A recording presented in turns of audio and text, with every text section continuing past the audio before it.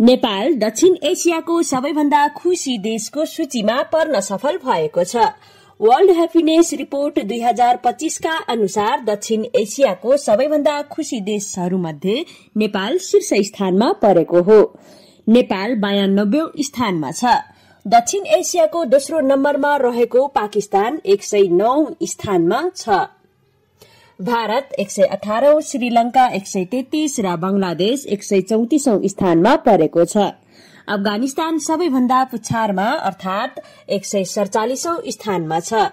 उत्तरी छिमेकी चीन 68औं स्थान र अमेरिका 24औं स्थानमा परेको छ।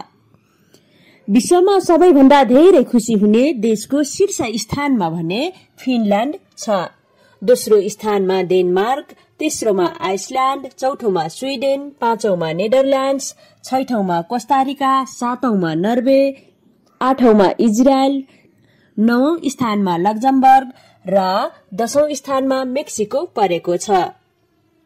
जीवनको मूल्याङ्कन, सेवाको उपलब्धता, सोच, राजनीति, आर्थिक तथा सामाजिक वातावरण लगायतको अध्ययन गरेर खुशी हुने देशहरूको मापन गरिन्छ।